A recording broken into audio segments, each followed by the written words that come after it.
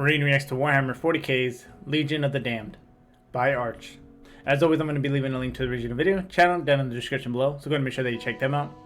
Now, before we even start talking about the actual video, just know that I know how some people feel about this guy. He's not very well liked. To me, it seemed kind of even on the Tuscademon Killer reaction that I did a little while back.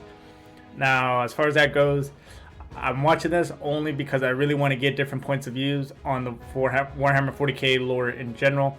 Trying to find the best people that kind of can translate to someone of myself who is still fairly pretty new into getting to 40K. Just what's going to help me learn the best and grasp everything that I'm trying to learn currently. Just because, I mean, you all know my memory is not the best. And that's why I've also had to break up the videos in parts, specifically Space Marine chapters or just longer videos in general. So I'm watching this solely pure based on trying to figure out some knowledge on the actual lore and story. And as far as the comments go, you know, I mean, obviously I can't tell you what to comment, what you can't comment, but I would say at the very least, try to keep it based on the actual video itself and the actual lore. If there's an inaccuracy, let me know. If there's something that is more elaborated on, let me know. You know, things of that nature. I mean, at the end of the day, it's going to be up to you what you comment. So, didn't really hear too much about Legion of the Damned. I believe the first time I really heard about them was in the Grey Knights videos by Luton. Now, the big thing with that was they just, honestly, the biggest appeal to me is that they looked really cool. And then I heard some people talking about them in the actual comments, and they mentioned about how I think there were something along the lines that they were so devoted that when they died, they actually ended up coming back. And then now they appear, I believe it even said in the video that they appear in the most dire of moments. So that's kind of really sprung me into checking them out. But without talking too much more, let's go ahead and get to the actual video.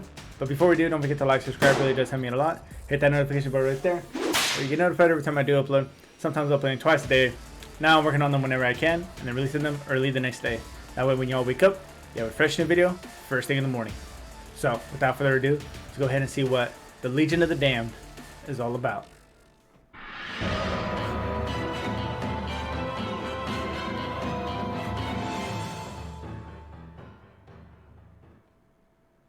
Greetings and salutations, friends, and welcome back to yet more Warhammer 40K lore, where we are today going to look at the Legion of the Damned, spooky wookie, or something along those general lines anyways. So, Legion of the Damned, burning magical space marines, and I mean magical in the most literal sense of the word.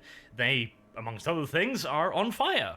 And they don't seem to mind. That is a talent that most humans do not possess. Secondly, their bolt guns never run out of ammunition. I don't mean they never run out of spare magazines, I mean they never actually reload their weapons. Ever. Which suggests to me that the warp actually has pretty good television coverage, because clearly this is a trick that they picked up from 80s action heroes. And speaking of the warp, yes, we're actually going to have to get into the question of what exactly the Legion of the Damned is, but before we do that, let's talk about something less interesting, because that way I can make sure you watch more of the video. No, wait. For reasons of pacing, yes, that sounds way better. So, Legion of the Damned appears whenever the Imperium has done a stupid thing and is about to get their asses kicked. And generally speaking, these are events where they have absolutely no chance whatsoever. We're not talking about a large war like Armageddon, for example, or any kind of scenario in which the Imperium might actually be able to do something. We are talking the classical kind of the cavalry rides in at the last second kind of situations, where the poor beleaguered Imperial Guardsmen, or indeed Space Marines, or Sisters of Battles, or any other Imperial organization, are very, very much so screwed. The Fat Lady has not... So that part about them showing up at the most dire of moments, even though he said Armageddon as well. So like, and it's only instances when you know for a fact that they're going to lose, or the Imperium is going to lose, Space Marine, the Guard, you know, when they ended up showing in the Grey Knights video. So that was really, I mean, it was really great that they actually ended up showing, because otherwise, then according to kind of what he said, it seemed like the Imperium would have lost in that scenario. Just sung, but performed an encore, walked backstage, changed clothes, flagged down the taxi, and travelled halfway back to her hotel at this point. And then, at the very last possible second, because they are unmitigated drama whores, the Legion of the Damned will appear in a buff of sulphurous smoke and start viciously murdering anything within, considerable range, in fact. Because it turns out that the sulphurous burning ghosts are really, really, really good at stopping other things from breathing.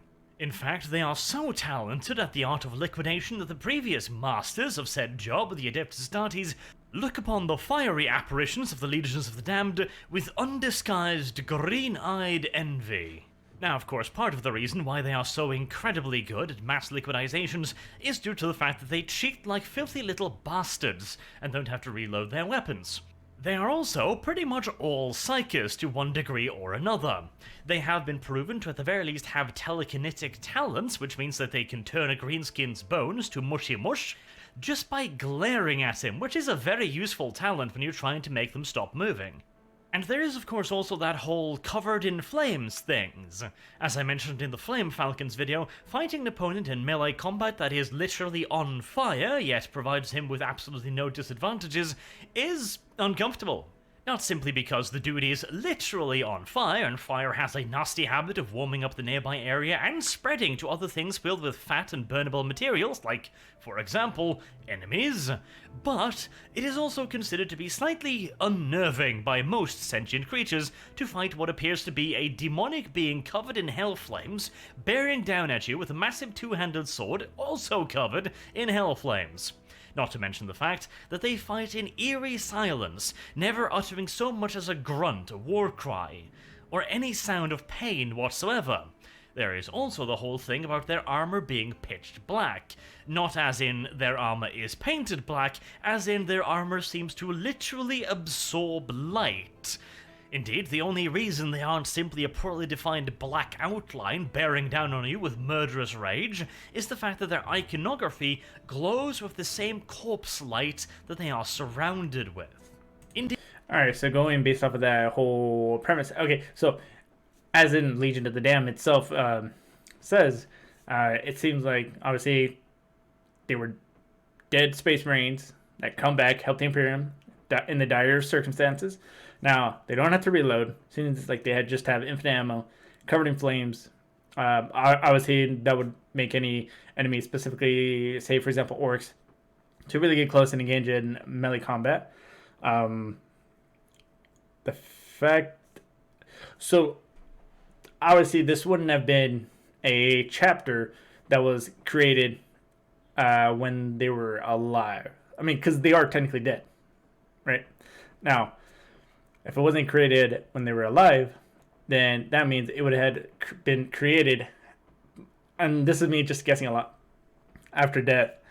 And that, based on that, are they a part, would that mean that they're technically a part of other Space Marine chapters that after they die, they kind of just group together? And it's going to be maybe dealt to their extreme amount of loyalty to the Emperor, or just from fulfilling their duties, you know, things of that nature that allowed them to come back. I mean, because since y'all are also psychers, and it kind of starts to seem right now like they're from the warp. I feel like he said that as well, but not too sure. But in any case, being from the warp, and the fact that they only show in the dire circumstances, like, is that just for a certain reason, or is that just how it is? Is it the fact that they can only have a certain amount of access to get to wherever they need to go? Because it seems very specific in the instances that they can come about. And as far as the not uttering a grunt or talking and all that, I wonder if they were to show maybe, I don't know, like some form of acknowledgement to other Space Marine chapters that are nearby. Somewhat, you know. I mean, technically, he did say that there are envied from the other Space Marine chapters as well. Indeed, they are the spookiest of spooky skeletons, but that is not the only reasons they are so effective. Not only do they cheat and have infinite ammunition and are spooky as all hell, they are also really, really good at what they do. You mustn't misunderstand and think that they are just cheaty little bastards. They do actually display a ridiculous level of skill. They are compared to swords masters of the finest quality amongst the Adeptus Astartes, as if every single one amongst them is a veteran of 100 battles. Now, this is a little bit interesting, because of course this suggests that they've been alive for a very, very, very long time indeed, and yet, if we're going to go by certain theories, that wouldn't really be the case at all. Oh, and of course, it also does help that whenever they cut somebody with their magical knives, whoever they cut instantly burst into flames, and unsurprisingly, their flames are not of as a benign a nature as the ones surrounding the Legion of the Damned. But let us now get into the real meat of it. What exactly is the Legion of the Damned? Now, there are many, many, many theories indeed. Some suggest that they are a lost chapter of Adeptus Astartes that have somehow Maybe, just maybe, and I'm pretty sure someone has made a theory. He might just make it right here, right now, based off of what he said. What if they're one of the lost legions, right? Because remember there was two. What if these are one of the lost ones that maybe something catastrophic happened, that maybe they all died, but that they were still so loyal that now they come back in these moments, right? Either that or they're an amalgamation, that word, of other Space Marine chapters. Yeah, but I think if it is one of the lost legions would be very, and the fact that it's even called Legion of the Damned, it would make a lot of sense. merged with the warp. For example, they might have entered the warp, their Gellerfields have been overwhelmed, the warp flooded into the ship, and instead of flooding it with good old-fashioned toothy demons, somehow it merged with the ship, causing the ship itself, and indeed its inhabitants, to become parts of the warp. Now, this sounds like a little bit of a far-fetched theory, because we don't really have any other examples of this happening. A ship essentially becoming part of the warp because it was stranded in the warp. It also sounds like it would be, well, rather impossible, basically, because the warp is the exact opposite of the material universe. It is matter and antimatter. They are so radically opposed to one another that it seems extremely unlikely that they could ever occupy the exact same space in such a harmonious relationship. Now, of course, it is the warp, which means more or less anything could happen, but that seems far-fetched. A better explanation is that they are an existing chapter of Adeptus Astartes that have either gotten lost in the warp or touched something they really, really shouldn't have touched, and were instead corrupted by the warp. However, they managed to retain their loyalty and their sanity, remaining corpus mente, despite the fact that they were now crawling through a ship that would occasionally grow eyes, specifically for the purpose of winking at them, or little orifices that would randomly appear on walls and poop all over the floor for no apparent reason, or tentacles growing in the bathroom, you know, the usual shit that happens when the warp has properly taken hold of something. Now, this is more So, I mean, I'm assuming that that's also a theory. Now, based off of that, though, even though they maintain their, I guess you say, sanity or loyalty to the Emperor, the fact that they are corrupted, would that still technically make them a heretic? Even though it probably wouldn't have been their fault? It seems like they would, depending on how, Space Marines can be, and the Imperium and that. Unbelievable, because the warp is a very, very unstable entity. It basically has a absolutely ginormous strike range. It either turns everything into slavering monstrosities, or does virtually nothing. You could be exposed to pretty much the blunt force of the warp and get turned into a gibbering maniac pile of flesh, or it could change the color of your eyes. There really is no way of telling. So it is entirely possible, and has in fact happened on occasion, that Astartes will be corrupted by the warp, and yet retain their sanity. They might, for example, get a mutation, but try to justify it to themselves as a blessing of the Emperor, or perhaps a punishment that they simply have to live with, and they can only prove that they are not corrupted by allowing it to stay on their body and then perform the Emperor's work despite it. And as a reverse example of this, we can look at the Iron Warriors, the Chaos Space Marines. They are most definitively Chaos corrupted, however, they view Chaos corruption as a sign of weakness. They will happily, treat with the various entities in the warp, make pacts with demons, they will happily utilize the various powers of warp creatures through nefarious rituals, they'll happily sacrifice people, etc., but they view... Wait, making pacts with demons, so... Okay, so even though they're corrupted, they're still not, I guess, buddies with the demons. And also, I'm thinking for the past minute or so, as far as with the unlimited ammo, not having to ever reload, and the fact that they're all supposed to be psychers. Now, is that probably because they're using, I guess you want to call it psycher bullets? Or just manifesting bullets of psychic energy? And then that's probably why they don't have to reload or ever change bags. Any form of physical mutation as a sign of weakness, a sign of shame and failure to the person in question, and they will lop it off immediately. In fact, it's almost become a bit of a ritual. First, they will remove the offending limb, themselves, of course, and without anesthesia. Then they will burn the offending limb, and only after they've done that, making damn sure that nothing remains, then they will go find medical aid. So again, physical mutation does not necessarily mean mental mutation, because, chopping off one of your limbs, then burning it on the floor, and then finding medical aid is a sign of a healthy mind. But by that logic, would they have considered the gene seed a mutation? Because, technically, humans, if evolved naturally, I guess maybe we would eventually get, what was it, the 2 hearts, the 3 lungs, I think it was, or the extra organs as well, and grow tall and big, strong. I don't know if that would happen naturally, but I would assume that the Gen C would technically still be a mutation to an extent. Okay, well, they are the Iron Warriors. They are a little bit batshit, but the point still stands.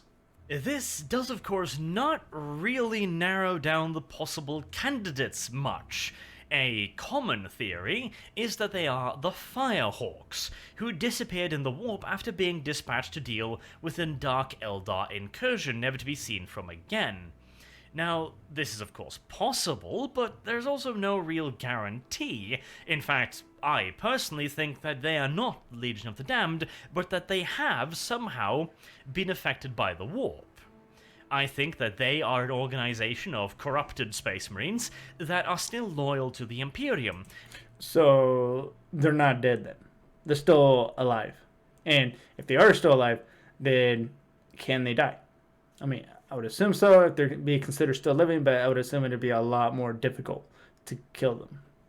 And realizing that they can't serve the Imperium openly, instead decides to serve it covertly. Again, we have multiple examples of chapters doing this. And the reason why I think this is because they appear to be far more blatant. For example, there is a story of them saving a Mechanicus outpost and leaving behind a banner, which was quite clearly of Firehawk origins. Now, of course, it is entirely possible that this was simply one of the first times the Legions of the Damned did anything, and so they decided to leave behind a trinket. Possible, but... By the way, I also don't know who the Firehawks are. I don't think I've heard them before yet. But, so, they are still seen as heretics in the fact that they're having to do everything covertly, but still want to serve the Emperor. Yeah, their later history does not suggest that that is a thing they actually do. In fact, it sounds a hell of a lot more like something the Firehawks would do. Because the Firehawks were a very, very proud chapter. They would want somebody to know that they had done this.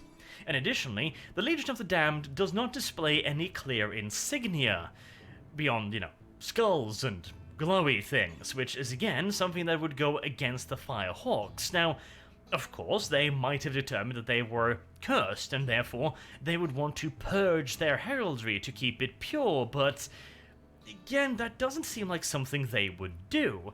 A chapter like the Firehawks, so utterly convinced of their own righteousness, so zealous, I have a hard time imagining that the first explanation they would happen upon was that they were cursed. If anything, they would either come to the conclusion that they had been affected by some dark gods, in which case they would fight against that with every ounce of strength remaining, retaining their pride and heraldry, or they would slowly but surely become spurned believers. They would think that the Emperor had abandoned them. Despite everything they had done, they had never betrayed them. They had remained his most zealous of servants, and yet he had cast his eye away from them. Considering their prideful nature, I have a hard time believing that they wouldn't simply just go rogue at that point. There's also a host of other details that seems to suggest that the Legion of the Damned are something quite separate from a corporeal entity. For example, the fact that they seem to be linked so closely to the warp, and their ability to move, quite literally, across the galaxy in mere moments. They do not seem to obey the laws of reality, or indeed the warp, half of the time. Now again, I do believe that the Firehawks have probably been turned into something, and that they are still loyal, but I do not think they are the Legion of the Damned.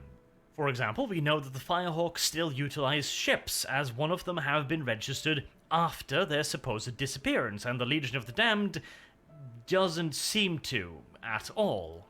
Additionally, the one Firehawk ship that was spotted dropped off a couple of containers, which contained dead Astartes, presumably some form of burial ritual. And considering that the Legion of the Damned has been widely reported to simply just buff away in a pillar of fire instead of, leaving a corpse, that also seems to suggest that they are not the same entity.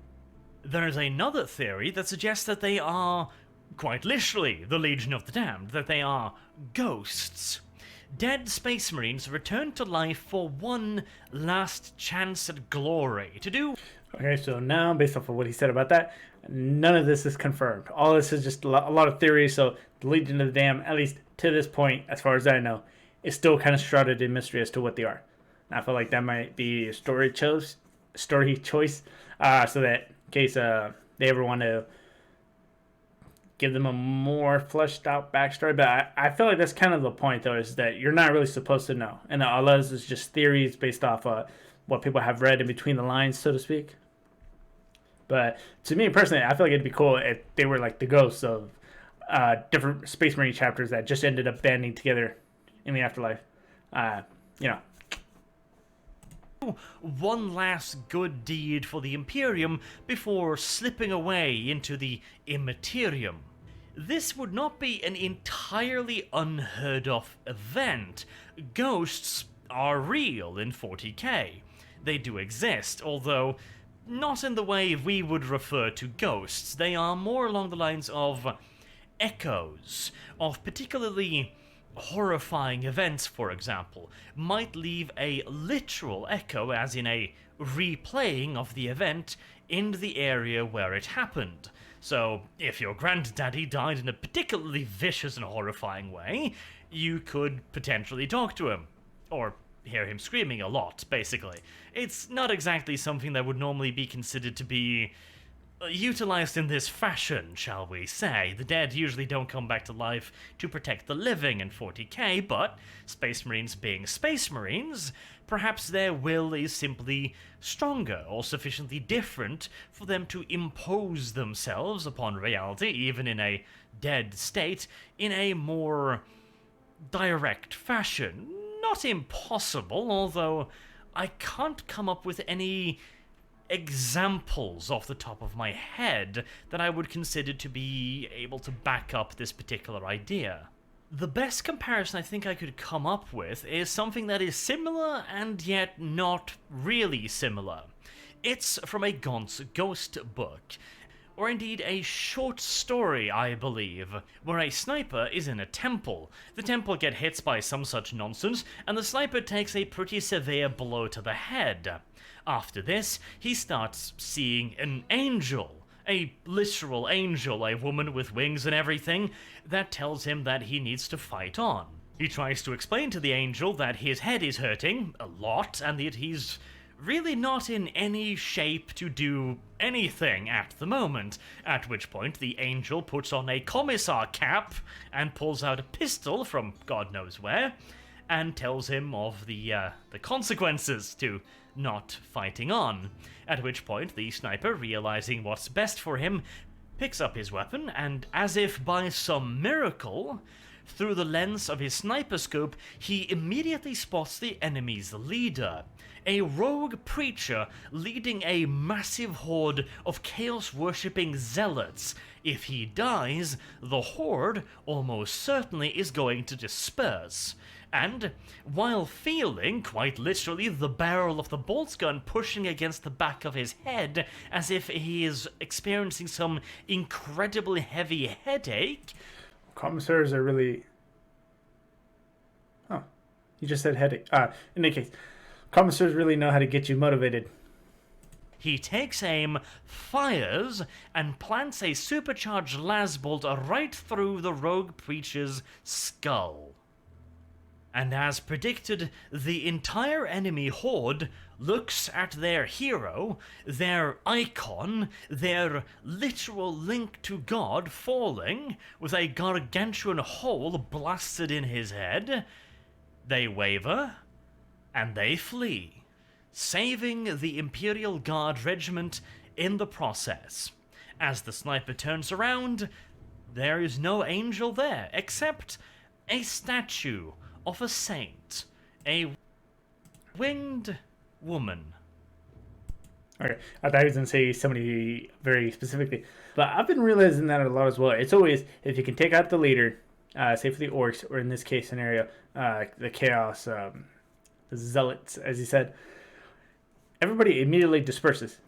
Now, I haven't seen that with Space Marines as of yet, like where the leader in that specific scenario, like for example, with that Hell's Reach series that we just finished, I haven't seen Grimald's we didn't see Grimald's get taken out. We didn't see other Space Marine key figures that were like leading get taken out. So obviously, I don't know that if they were taken out. I mean, I would assume that they would continue to fight, but I don't know whether or not they would flee, depending on who they're kind of leading with.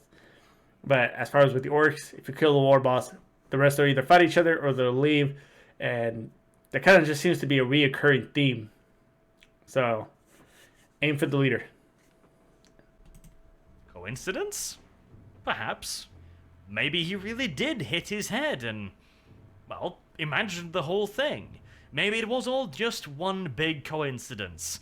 It's entirely possible, but this is also 40k. Again, not precisely an example of a ghost, quote-unquote, but it is at least something similar.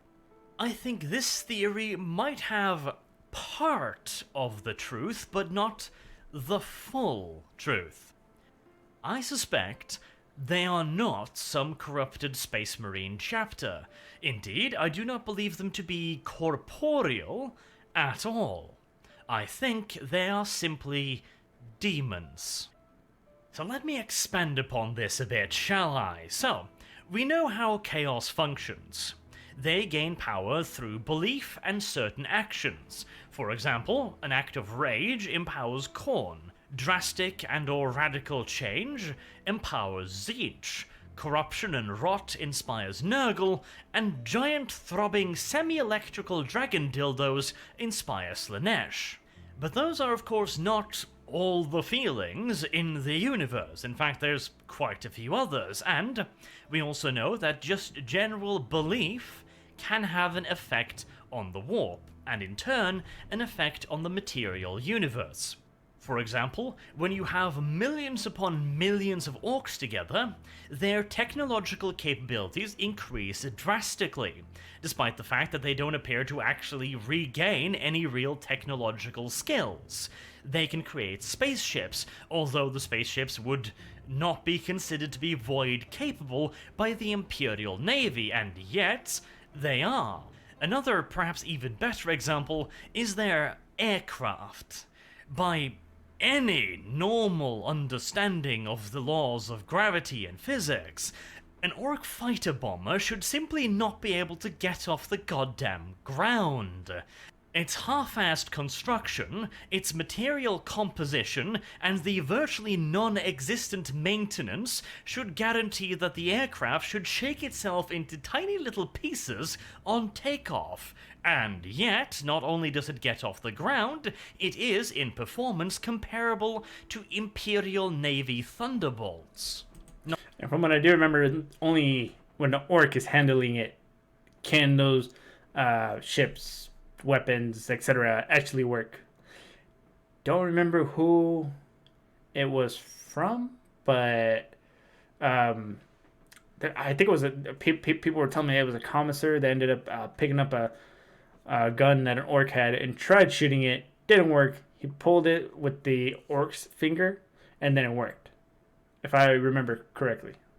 Not to mention, of course, the tiny little detail that flying a hyper-advanced fighter aircraft like a Thunderbolt requires a fuck-ton of electronics. A lot of the more mundane tasks of flying an advanced aircraft like that is handled by the machine spirit. Computers, basically. Things the orcs considered to be pantsy and virtually useless. An orc aircraft is considered to be top of the line if it contains a fuel gauge, and maybe something to indicate roughly how much ammunition is left in the guns. And yet again, their flight characteristics are comparable to that of Imperial Navy aircraft. It simply shouldn't happen, and yet if enough orcs think it's going to happen, it will. It's the same idea with the red ones go faster. The orcs firmly believe that if they paint their vehicles red, they will go faster. And, voila, they go faster. Now, it is, however, important to point something Makes sense, right? out. We are not talking about just faith or belief here. We are talking about an absolute certainty, an absolute conviction. Because this is the question that gets brought up quite often. What if you convinced an entire planet of people to believe that gravity didn't exist? Will they just fly off the planet? No, because they know gravity exists. At the back of their minds, they understand that gravity is a concept. If you could convince 1,000 generations on that planet that gravity does not exist, then maybe. You essentially have to have them believe so utterly and completely in this thing that there is absolutely no room for doubt whatsoever. Absolutely nothing, and that is simply not in the human condition. That is why the Chaos Gods that are the most powerful feed off emotions that are not based on subjective belief. Anger is not rational. Lust is not rational. Rot is entirely natural and inescapable, as is change. These things are part of the human condition. We can get rid of them no more than we can get rid of our need to breathe. And indeed, I would go one step further. I would say that it is not only key to the human condition, I think it is a universal factor within 40k. Even the Elder, as much as they loathe to admit it, fall prey to these exact emotions. In fact, the pretentious little cocksuckers are the primary reason why we even have the 4 Chaos Gods in the first place. And Wait a minute. I thought it was just the one Slaanesh god. But, I mean, I don't know if he may have been... maybe he misspoke, but I just heard the 4 Chaos Gods that they made. I don't know. But in any case, so it seems like the whole part about belief doesn't seem to just extend to the orcs in and of themselves. It seems like in the Warhammer 40K universe, they could also extend to humans, but although it would be a little more difficult, I would assume, just because I feel like orcs, considering that they're not very smart, would be more willing to believe a lot of things, maybe a lot quicker. As far as he was seeing with humans, it would probably take several thousand generations for, say, for the example, the gravity example, to actually take effect or hold in the 40K universe. So I could definitely see that making sense. And if that was the case, that's probably why the Legion of the Damned does exist, right?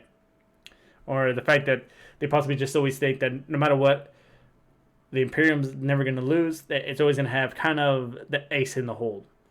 And I believe he also mentioned about how they wouldn't, when they would get, or when they would die, that they wouldn't plop on the ground, that they go off in a puff of smoke. All right, let's go ahead and talk about that for a minute. So the thing that's still kind of in the back of my mind is whether or not there's a lot of evidence to suggest that they're just dead and they come back. They're the ghosts in the 40K universe. He did say that the ghosts are supposed to be real, and that they're just kind of still trying to fulfill their duty. Now, from what I remember, what I've been told and what I've heard is that, I guess if you were to, I don't really think in the 40K universe there's supposed to be technically a heaven or hell, and that it's just everything is the warp. And off that basis, them, when he mentioned about them being covertly doing kind of their duties or what they want to do as far as remaining faithful and loyal to the Emperor, they're still considered heretics. Although, is there any instance, because the fact that they have to do it covertly, I think I keep remembering back to the Grey Knights video where they ended up helping. Now, I didn't mention it, see anything in that video as far as other Space Marine chapters that were currently there, like the Ultramarines, right? That they were trying to engage them. I mean, obviously, I don't think they would do it during if they were helping them, but after the whole thing happened, would they turn on them because they would be considered heretics? Or, because he said that they look at him with envy, right? Green eyes of envy. Now, I want to say that maybe it's one of those unspoken rules probably between them, that they consider them heretics, but they wouldn't necessarily go out of their way to maybe get rid of them. Now, I don't know how true that is. I don't know if there's ever been altercations with the Legion of the Damned or any other Space Marine chapter. Also, real quick, I need someone to tell me. He did say that it's probably not. I don't remember him saying whether or not it would probably be really unlikely if the Legion of the Damned is one of the Lost Legions, right? Now, if it was, pretty cool. It'd be kind of a big, not, I don't know if twist, but very intriguing to know more about. Because it seems like so far everything is just theory based, and I guess that's supposed to be the background. You're not really supposed to know. You're just supposed to infer your own conclusions to an extent, right? And I just want to say, like, as far as their look, they kind of got like a Black Templar kind of thing going on, but with fire on it. Now, the whole thing about the dire circumstances and them only really showing up if it seemed like if they know that the Imperium is going to lose. But if they can survive to an extent, even no matter how small it is, they're probably not going to show up, as he mentioned, for Armageddon. I'm very excited to know whether or not where did this Legion come from, right? Obviously it seems like it's coming from the warp, but like how did it start? What is the origin? If anyone does know, I'm hoping he gets a little more into that, into the second part. This first part, there was the information on the Legion, but there were some parts where I kind of felt like there was quite a few little tangents here and there. I'm hoping that it's going to somehow lead to something significant in part 2. But if you made it this far, here's a little tidbit about me. That even though to this day, it's been almost 2 years now, I still have little mannerisms that I used to do in the military. For example, the bed. I usually keep the corners at a 45-degree angle, wake up at a certain specific time. What else? I still don't like it when people knock on my door in a very aggressive manner, if I want to say. So if you bang on my door, I'm gonna give. I typically tend to get very irritated, just because if you've been in the fleet and you've been in a 0311 hallway, you probably know what I mean, right? or what are some other things? When I go inside to eat somewhere at a restaurant, or even if I'm just eating at the house by myself, I kind of like having my back to a wall, just so I can ensure I can see if someone were to maybe, I don't know, it's far-fetched, but break in or sneak in and whatnot. I don't know, I just feel more comfortable looking at the entrance. I have a habit of cleaning once a week, ironically enough on a Thursday, just because that was field day. And then, oh shit, I have a lot of field day stories, but maybe I'll save that for the next one. A lot of good ones, but yeah, I kind of technically field day on Thursdays, and then the whole thing, wipes, Febreze, even cleaning like the toilet and all that, which I never really done before the Marine Corps. Folding my clothes in a certain way. God, I had so many little mannerisms that it's not even that a form of missing it, but it's more like it just got ingrained in my head for so long, and then I also found it to be efficient, I guess, in the way I do things, to an extent, right? But yeah, that's a whole little teeny little tidbits about me. Next time I'll talk about a field day story, just because there's a couple funny ones. That's gonna go ahead though and do it for this video. Don't forget to like, subscribe, really does help me a lot. Hit that dislike button if you didn't like it. It helps me improve the channel. If you're curious to see what's coming up next, check the description down below. You're gonna see a list of about 5 top to bottom. It's gonna be how I view them. But until then, I'll see you all in the next video. Bye.